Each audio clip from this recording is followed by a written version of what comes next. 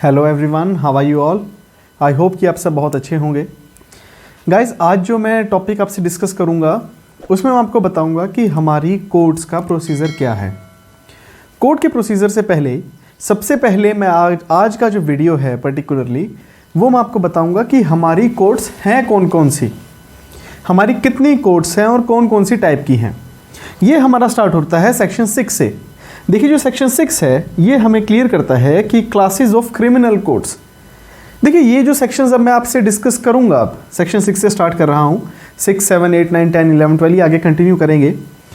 इन सब के लिए आपको पढ़ना खुद पड़ेगा, लेकिन मैं जो आपको आज बताऊंगा इन सब के बारे में, इनकी डिटेल जो शेयर करूंगा, ये मैं आपको बिल्कुल सिंप्लीफाइड वेज में आपको आज ये सारा समझा दूंगा।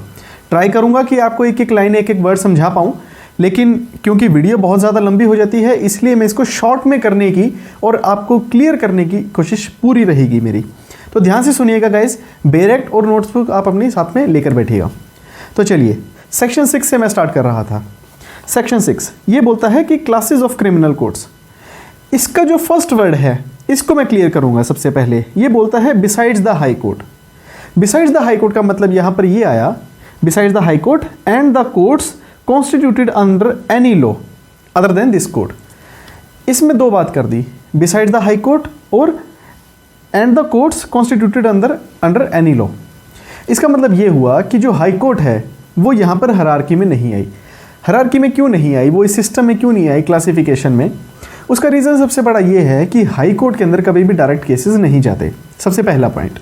और दूसरी बात, इसके अंदर सुप्रीम कोर्ट का भी जिक्र नहीं आया, क्योंकि सुप्रीम कोर्ट और हाई कोर्ट ये कभी भी ट्रायल कोर्ट, क्रिमिनल कोर्ट से नहीं होती हैं। ये हमेशा से ही अपीलेंट कोर्ट रही हैं।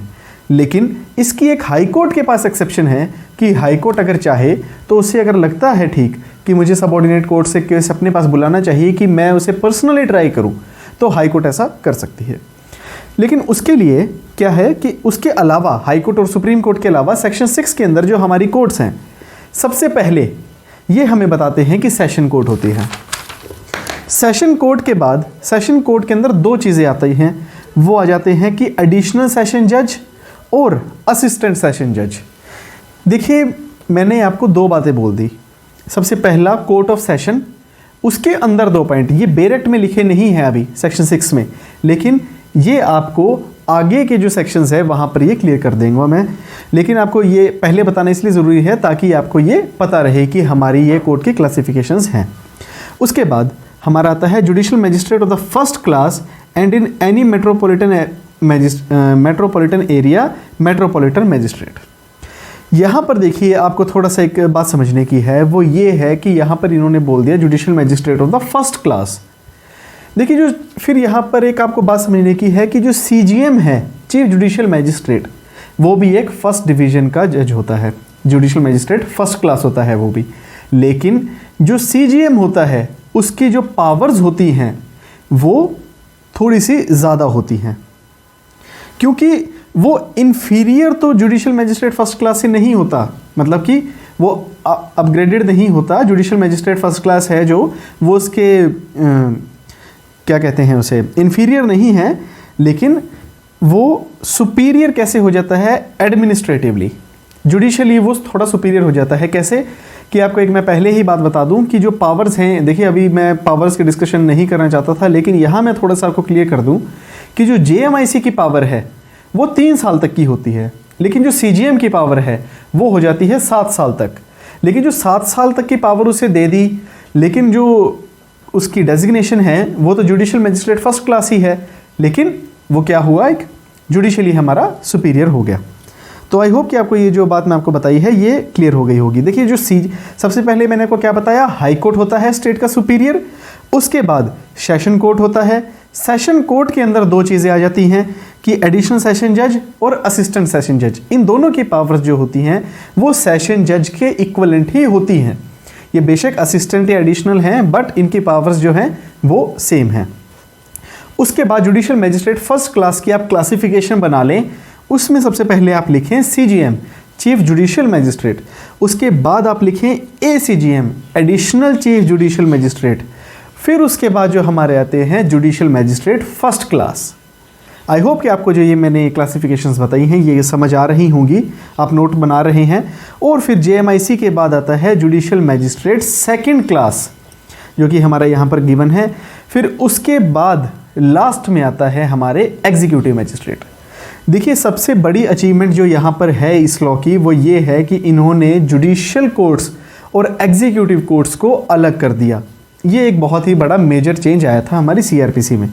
तो यहाँ से क्या हुआ कि जो एग्जीक्यूटिव कोर्ट्स होती हैं, एग्जीक्यूटिव मैजिस्ट्रेट होता है, वो जुडिशियल मैजिस्ट्रेट से डिफरेंट हो गया, उसकी पावर्स और उसका कंट्रोल टोटली अलग हो गया। अब उसके बाद हम आते हैं सेक्शन 7 पर। सेक्शन 7 हमारा बात करता है टेरिटोरियल डिवीजन की। टेरिटोरियल डिवीजन की बात जब हम करते हैं तो इसके अंदर जो ये हमारी बातें हैं ये बेरेट ही क्लियर करता है। अगर आप इसे पढ़ेंगे तो सबसे पहला बताता है कि हमारे एक सेशन के अंदर एक सेशन डिवीज़न होना चाहिए और उसके जो है डिस्ट्रिक्ट का हो सकता है वो, और या फिर एक या दो से ज़्यादा डिस्ट्रिक्ट्स का भी हो सकता है, जो कि यहाँ पर लिखा हुआ है कैन बी अ डिस्ट्रिक्ट और कंसिस्ट ऑफ डिस्ट्रिक्ट्स, या एक डिस्ट्रिक्ट का या मल्टीपल डिस्ट्रिक्ट्स का। लेकिन यहाँ पर जो है मेट्रोपॉलिटन एरिया का जो है वो यहाँ पर क्लियर करा गया है कि वहाँ पर सेपरेट सेशन डिवीज़न होगा। मेट्रोपॉलिटन एरिया कौन से होते हैं? मेट्रोपॉलिटन एरिया वो होते हैं जिनकी पॉपुलेशन 1 मिलियन से ज़्यादा होती है। अब सेकंड पॉइंट पे अगर हम आते हैं तो ये बोलता है कि स्टेट गवर्नमेंट में after consultation with the high court alter the limit of the number of the session division and the districts. तो यहाँ पर ये बात क्लियर करता है कि जो हमारा हाई कोर्ट है वो स्टेट के साथ कंसल्ट करके अलग डिविजन्स और बना सकता है। अब हम इसके आगे जो थर्ड एंड फोर्थ पॉइंट है वो आप खुद रीड करेंगे तो वो क्लियर हो जाएगा। अब हम आते हैं 8th पॉइंट पर। 8th पॉइंट हमारा डील करता है कि मेट्रोपॉलिटन एरिया से। मेट्रोपॉलिटन एरिया जो है वो स्टेट डिक्लेयर करती है। कैसे? जिसकी पॉपुलेशन 1 मिलियन से ज़्यादा है। लेकिन इसके अंदर एक प्रीलिम्स का क्वेश्चन हमारा निकलता है जुडिशरी पॉइंट ऑफ व्यू से। एक इंपॉर्टेंट पॉइंट है वो ये है कि जो बॉम्बे, कैलकाटा, मद्रास और अहमदाबाद है ये जो हैं ये डीम्ड मेट्रोपॉलिटन एरियाज़ हैं। ये बेरेट के अंदर क्लियरली लिखा गया है कि ये पूछ लिया जाता है कि जो डीम्ड मेट्रोपॉलिटन एरिया हैं वो कौन से हैं, पहले से ही डिक्लेयर्ड हैं। वो है बॉम्बे, कैलकाटा, मद्रास एंड अहमदाबाद।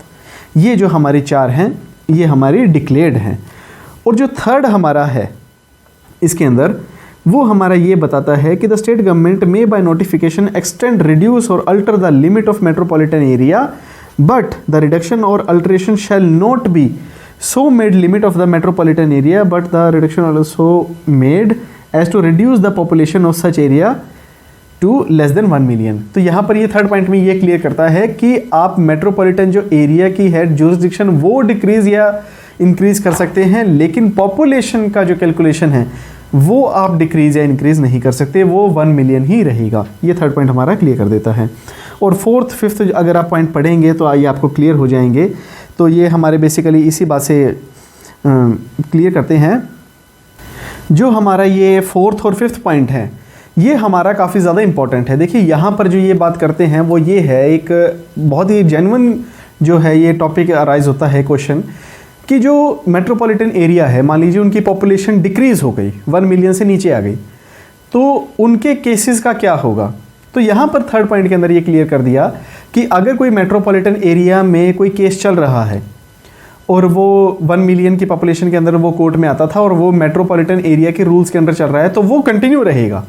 लेकिन अगर कोई नया ट्रायल अराइज होता है तो वो मेट्रोपॉलिटन कोर्ट में डील नहीं होगा, वो एक डिफरेंट कोर्ट बन जाएगी। तो उसके बाद जो हमारा फिफ्थ पॉइंट जो बोलता है कि जो एरिया है वो लिमिट जो है इंक्रीज डिक्रीज कर सकती है स्टेट, बट यहाँ पर जो बात करते हैं वो यही करते हैं कि जो आपकी डिक्रीज़ वगैरह होगी सारी की सारी पॉपुलेशन की, कोर्ट्स की डिस्ट्रीब्यूशन जो होगा मान लीजिए, तो वो कोर्ट जो है जो पहले चल रहा था वो पहले के लॉ से ही चलेगा, और अगर बाद में कोई मेट्रोपॉलिटन बनने के बाद ट्रायल आता है फ्रेश तो वो उसी से ही कंटिन्यू होगा। तो ये कोई भी कन्फ्यूजन क्रिएट नहीं करता है, यहाँ पर ये बहुत ही क्लियरली लिख दिया। तो चलिए अब आते हैं सेक्शन 9 पर। जो हमारा सेक्शन 9 है ये डील करता है कोर्ट ऑफ सेशन से। जहाँ ये कोर्ट ऑफ सेशन की बात आ जाती है तो ये जो हमें क्लियर करता है वो ये आती है कि जो इसकी अपॉइंटमेंट है वो यहाँ पर लिखा है कि हाई कोर्ट करेगा। तो यहाँ क्वेश्चन अराइज होता है कि जो हमारा कॉन्स्टिट्यूशन का आर्टिकल 233 है वो ये बोलता है कि जो हमारे जजेस की अपॉइंटमेंट होगी वो स्टेट करेगी। तो ये केस अराइज हुआ, ये केस था एक स्टेट ऑफ असम वर्सेस रंगा मोहम्मद 1967 का सुप्रीम कोर्ट का है। इस केस में क्या हेल्ड हुआ कि ये डिसाइड हुआ कि सबसे पहले अपॉइंटमेंट कौन करेगा। तो यहाँ ये क्लियर करा गया कि जो फर्स्ट अपॉइंटमेंट होगी वो हमेशा स्टेट करेगा और उसके बाद जो भी चेंजेस अल्टरेशन होंगे वो सभी हाई कोर्ट कर सकता है, वो सारी हाई कोर्ट्स के पास पावर है। तो उसी से रिलेटेड ये हमारा सेक्शन 9 यहाँ पर गिवन है। तो यहाँ पर ये क्लियर कर दिया गया कि जो फर्स्ट अपॉइंटमेंट है वो सबसे पहले की स्टेट करेगा। फिर उसके बाद जो हमारा सेकंड पॉइंट है, प्रिसाइड ओवर बाय द जज to be appointed by the high court, जो है हाई कोर्ट उसके सबऑर्डिनेट जो है वो एडिशनल जो कोर्ट्स हैं वो अपॉइंट कर सकता है। और जो थर्ड पॉइंट बोलता है कि जो एडीजे है उसकी सेम पावर होगी डीजे जैसी, बट जो एडमिनिस्ट्रेटिव है बाय सुपीरियर, जो लेकिन जो एडमिनिस्ट्रेटिवली वो सुपीरियर रहेगा कौन सा, सेशन जज। तो थर्ड पॉइंट हमारा इस बात से क्लियर करता है कि जो एडीजे है उसकी जो पावर है वो सेम है डीजे जैसी, या फिर आप उसे बोल लीजिए कि सेशन जज जैसी, लेकिन जो एडमिनिस्ट्रेटिवली डिस्ट्रिक्ट जज सुपीरियर हमेशा रहेगा। और जो हमारा फोर्थ पॉइंट है, ये एक बार एडीजे को समझने के लिए, असिस्टेंट सेशन जज को समझने के लिए हम सबसे पहले रीड करेंगे इसके साथ सेक्शन 10 को। एक बार सेक्शन 10 पे आ जाए उसके बाद हम 9 को कंटिन्यू करेंगे। सेक्शन 10 बोलता है सबऑर्डिनेट ऑफ असिस्टेंट सेशन जज।